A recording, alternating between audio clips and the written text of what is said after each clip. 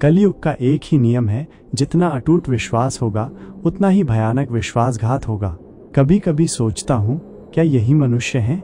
क्या यही वो सभ्यता है जिसके लिए देवताओं ने भी धरती पर जन्म लिया था? ये कलयुग है और कलयुग के इंसान चेहरे मुस्कुराते हैं पर दिल में खंजर छुपा होता है। प्रेम जताते हैं पर निभाते नहीं, दोस्ती करते हैं पर ज़रूरत तक, भक्ति करते हैं पर भगवान तक पहुंचने के लिए नहीं, बस दुनिया को दिखाने के लिए। कलयुग में भरोसा एक जुए की तरह है, जिस दिन लगा कि तुम जीत गए उसी दिन तुम्हारा सब कुछ हार जाता है। पहले मैं नहीं मानता था, मुझे लगता था ये दुनिया अब भी सच्चाई पर चलती है, पर फिर मैंने देखा रिश्तों को बिकते हुए, वादों को टूटते हुए और भरोसे को जलते हुए।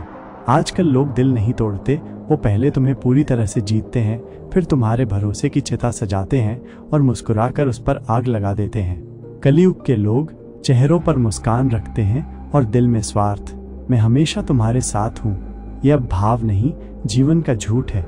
यहाँ लोग साथ नहीं, सबक देते हैं, और जो सबसे ज्यादा सच्चा होता है वही सबसे ज्यादा टूटा हुआ मिलता है। लेकिन क्यों? क्या कृष्ण ने कुछ कहा इसके बारे में? हाँ, कहा, और बहुत पहले कहा। श्रीमद् भागवतम में कृष्ण कहते हैं, कलेर दोष निधे राजन अस्ति हे को मोहन गुड़ा कीर्तना देव कृष्णस्य मुक्त संगह परम व्रजेत। कलयुग दोषों का महासागर है। यहाँ विश्वासघात, पाखंड, छल, मोह सब बहुत सामान्य है, पर एक उपाय है, केवल भगवान के नाम का स्मरण। कृष्ण कहते हैं, भरोसा करो लेकिन खुद को खोकर नहीं, प्रेम करो लेकिन आंखें मूंद कर नहीं, माफ करो लेकिन हर बार झुक कर नहीं, और सबसे पहले अपने भीतर आओ। समाधान क्या है? 1. आत्मा को जानो। जो अपने को जान लेता है वो दूसरों के विश्वासघात से टूटता नहीं, समझता है। 2. कृष्ण से जुड़ो। जब सब छोड़ जाएं, एक वही है जो भीतर तक थाम लेता है। कृष्ण केवल एक देवता नहीं, वो चेतना है। 3. सत्संग में रहो।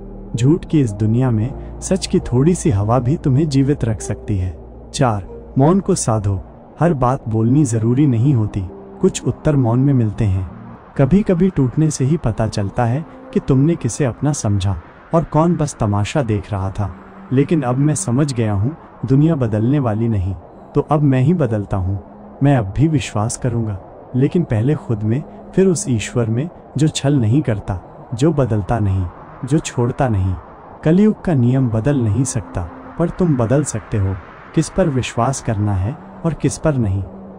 ये कलयुग है, यहाँ सच की कोई कीमत नहीं।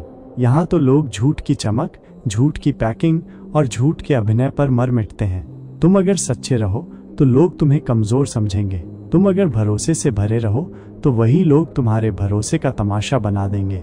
यहाँ रिश्ते मतलब से शुरू होते हैं, मतलब से ही पलते हैं और मतलब खत्म होते ही मिट जाते हैं। यहाँ लोगों को मूल्य नहीं चाहिए, छवि चाहिए। तथ्य नहीं, भावनात्मक भ्रम चाहिए। ज्ञान नहीं, मनोरंजन चाहिए। यहाँ सत्य को कोई सुनना नहीं चाहता, क्योंकि सत्य सुनने के लिए साहस चाहिए, और साहस अब बाजार में नहीं बिकता। और अगर तुमने ईमानदारी से प्रेम किया तो दुनिया कहेगी भोला है। अगर तुमने किसी को माफ किया, लोग कहेंगे कमजोर है। पर अब समझ में आया, सच्चा बनना इस युग में एक क्रांति है, और ईश्वर से जुड़ना एक क्रांति से भी बड़ा अपराध। तो फिर क्या किया जाए? सत्य का मार्ग मत छोड़ो। भले चलने वाला तुम अकेला रह जाओ, पर याद रखो, भगवान कभी भी भीड़ में नहीं आते। वो वहीं उतरते हैं जहां एक पवित्र हृदय, एक टूटा हुआ विश्वास और एक सच्चा आह्वान होता है। सच बोलते रहो, चाहे तुम्हें सुनने वाला कोई न हो। प्रेम करते रहो, भले वो लौट कर ना आए। ईश्वर से जुड़ते रहो, भले दुनिया तुम्हें पागल कहे। क्योंकि ये कलयुग है, यहाँ झूठ बिकेगा, पाखंड की पूजा होगी और सच्चाई को लोग अपने पैरों से कुचल देंगे। लेकिन ईश्वर अब भी उसी के साथ रहेगा जो उस भीड़ में भी सच्चा बना रहे।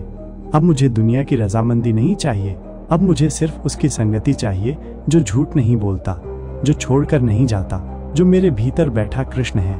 कौन गया, क्यों गया, ये जरूरी नहीं, क्या सिखा के गया ये ज्यादा जरूरी है। जो दूसरे का हक और खुशी छीन लेता है, उसकी दुखों की उम्र बहुत लंबी होती है। बस एक गलती की देर होती है, लोग भूल जाते हैं कि तुम कितने अच्छे थे। ईश्वर चित्र में नहीं, ईश्वर चरित्र में बसते हैं। कभी कभी आगे का रास्ता न दिखे तो मंदिर चले जाना चाहिए।